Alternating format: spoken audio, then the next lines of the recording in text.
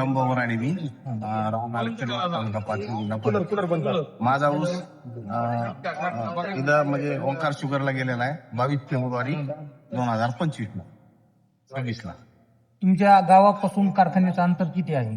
गावापासून 50 किलोमीटर आहे 50 किलोमीटर. आणि माझ्या जवळचा देवनांदराजे शुगर आहे, रेणुका शुगर, मी त्याला न देता कारखाना जवळ असताना मी ओंकार शुगरला ऊस दिला, कारण की इथं भाव जास्त आहे आणि साखर टनाला 1 किलो आहे. या उद्देशानं मी पाथरीवरून परळीला ऊस दिलेला आहे. आतापर्यंत तुमच्या हातामध्ये किती टप्प्यामध्ये कसं कसं बिल पडलेले? मला 1800 रुपयानं पैसे आलेले आहेत, पण बाकीचं त्यांनी जे लेखी दिलेलं होतं की 2950 पहिली उचल आणि 100 रुपये नंतर दिपवाळीला आणि साखर, ते काय अजून आलेलं नाही. 1800 मध्ये सध्या भागलेले का मुलांचं नाही.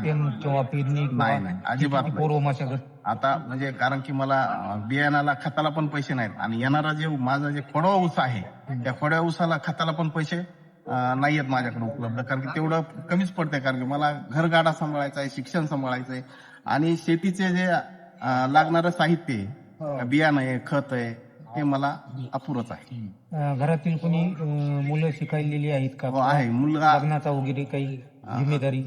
मी 1800वर माझ्या म्हणजे घरामध्ये लग्न एक केलेलं आहे का 1800च्या, कारण मी त्यांना सांगितलं होतं की मी लग्न पत्रिका दिली त्यांना की मला पैसे द्या, पण त्यांनी काय अजिबात दिले नाही, कारण की त्यांच्याकडे रेकॉर्ड आहे ओंकार शुगरकडे. मी पत्रिका पण दिली.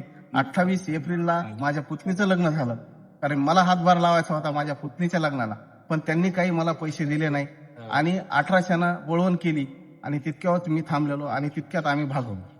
तुमच्या बाजूचा जो कारखाना आहे तर त्याचं अंतर तुमच्या गावापासून किती आहे? 7 किलोमीटर आहे. म्हणजे 7 किलोमीटरचा कारखाना सोडून तुम्ही 50 किलोमीटरच्या कारखान्याला तुम्ही ऊस घातला आणि त्या थोड्याशा हवेसाठी म्हणजे काय म्हणते लालूच यांनी दाखवली आणि त्या लालचीपोटी मी ओंकार शुगरला ऊस दिला, त्यामुळं माझी फसवणूक झाली काय असं मला वाटायला.